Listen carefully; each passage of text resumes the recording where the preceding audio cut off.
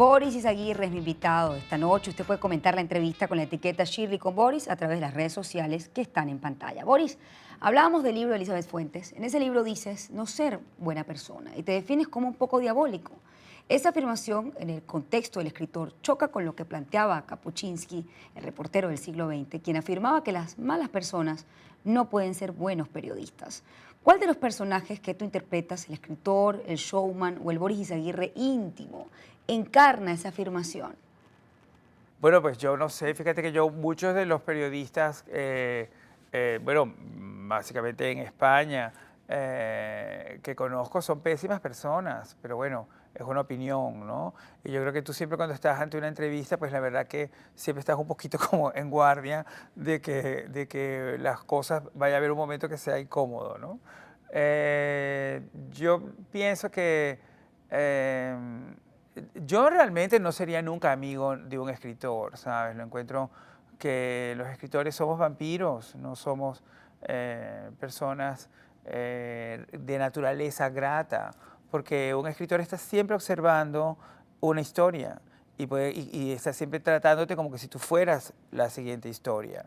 Y yo creo que en eso, pues yo siempre le digo, pues no sé, a Rubén y amigos, a la gente más próxima de mí le digo, lamento tanto que has escogido mal, porque pues casarte con un escritor es realmente una cosa, es complicada. Además el escritor, por ejemplo, se extravía, escribir una novela pues no es una cuestión, no es una cosa lineal, por más experiencia y oficio que tienes, cada novela es como una situación suya y propia. Así que yo creo que yo estaba correcto en pensar de niño que era malo. Además que yo lo hacía mucho porque yo tenía un pelo muy lacio y una mirada esta misma mirada, una mirada ya muy marcada, muy construida. Y entonces yo llegaba a los lugares y entonces decía, soy malo, soy malo. Y tenía muchísimo éxito porque todo el mundo decía, bueno, pero ¿cómo va a ser malo con ese aspecto y súper tan simpático que es? Pero en realidad yo creo que estaba diciendo la verdad. Oye, es un gran ejercicio de franqueza decir que eres una persona mala. Eso no sucede usualmente. Sí, bueno, hombre, yo creo que el mal y el bien son términos que utilizamos de una manera muy superficial y son mucho más interesantes. Yo creo que hay bien dentro del mal y hay mal dentro del bien. Creo mucho en esa ecuación y me gusta manifestarla siempre a través de mis personajes, por ejemplo. Yo siempre se decía cuando, por ejemplo, escribía para la televisión, se me decía, no, es que Boris tiene un don especial para los malos y los canallas. Y entonces, y la verdad, porque siempre les otorgo más humanidad de la que se supone que puedan tener dentro de la ficción. Y luego en mis novelas, pues mis mejores personajes, que son siempre femeninos, tienen siempre esta dualidad, tienen siempre esta lucha interior entre qué cosas son realmente buenas de las que hacen y cuáles otras son destructivas e incluso autodestructivas. ¿Crees en la bondad del ser humano? Mucho, por supuesto, y creo mucho en la solidaridad del ser humano. Lo estamos viendo, por ejemplo, en muchos países, como por ejemplo España, con Venezuela. No hemos parado de ver cómo en todas las ciudades de España se han ido recolectando alimentos y medicinas para atender la gravísima crisis alimentaria y de salud de nuestro país, de Venezuela. En eso creo perfectamente, hombre, y formo parte de ello, es decir, es lo primero que hago, pues llamar, reunir, sí, ese tipo de bondad, claro que existe, pero también es cierto que existe la maldad, y existe la maldad, por ejemplo, yo creo que una situación como la que tiene que sufrir un país como el nuestro en este momento es producto de la maldad. Boris, hablemos de tu faceta como escritor. Empezaste escribiendo telenovelas con José Ignacio Cabrujas, Rubí Rebelde, La Dama de Rosa y luego artículos de opinión. ¿Esa experiencia te permitió superar al escribir tus novelas el temor de enfrentarte a la página en blanco? Bueno, es cierto, porque una telenovela, todos los que hemos sido guionistas lo sabemos perfectamente, al final del día tienes que entregar entre 44 y 64 cuartillas escritas. Salvador Garmendia era muy simpático porque Salvador, que yo nunca escribí con Salvador, él siempre decía, no, claro, esto es verdad que es puede ser calificado como escribir mal, pero es escribir.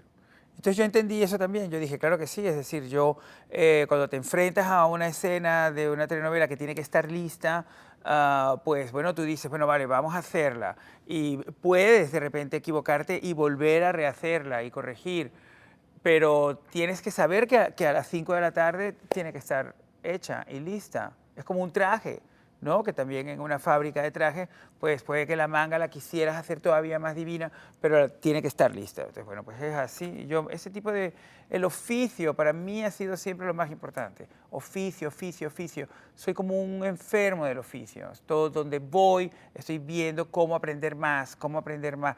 Aquí mismo, haciendo este programa en Telemundo, he aprendido a hablar menos, a decir todo más directamente, a mirar a la cámara claramente.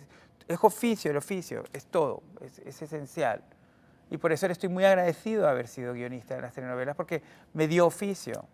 José Ignacio, cuando me convenció, lo primero que me dijo es, yo te voy a enseñar un oficio con el cual vas a poder vivir en cualquier parte del mundo, sin necesidad de una beca, ni de Fundayacucho, ni del CONAC, que entonces eran los institutos oficiales que podrían haberme dado una beca para estudiar en cualquier parte del mundo. Y al final yo he vivido efectivamente en todas las partes donde he querido vivir porque aprendí ese oficio. Me resulta contradictorio lo siguiente, tu formación intelectual se procuró en el trabajo con José Ignacio Cabrujas, en tus conversaciones con Sofía Inver, en la movida intelectual que había alrededor de la casa de tus padres. ¿Por qué nunca acudiste a la universidad? Era una etapa quizás irrelevante en el camino que tú querías seguir. Es que ya estaba trabajando y de repente me pareció como que en mi búsqueda por el oficio era muchísimo más importante aprender el oficio desde el propio oficio que quizás teniendo una vida académica. Y sinceramente, claro que lamento muchísimo no haberla tenido, me hubiera encantado, yo pienso que hubiera incluso, pues no sé, haber desarrollado más disciplina, pero no venía con eso, lamentablemente. Yo tuve una vida académica, pero peor que peor, mala, directamente muy mala, porque era incapaz de concentrarme. Las cosas que me llamaban la atención no estaban, lamentablemente, en el aula de clases. Me encantaría poder restituir ese desprecio hacia la educación de esa forma, pues no sé, criando un hijo y haciéndole ver, pues mira, aunque yo realmente no sea el mejor ejemplo, pues sí me parece que hay que cubrir todas esas etapas. Pero en mi caso fue imposible y ya está, no hay nada que hacer. Boris, me dijiste algo interesante. Si tengo la posibilidad de tener un hijo, tienes ya 24 años con Rubén, una relación estable, sólida, ¿les gustaría adoptar un niño? Me lo respondes al regreso. Hacemos una pausa y ya volvemos.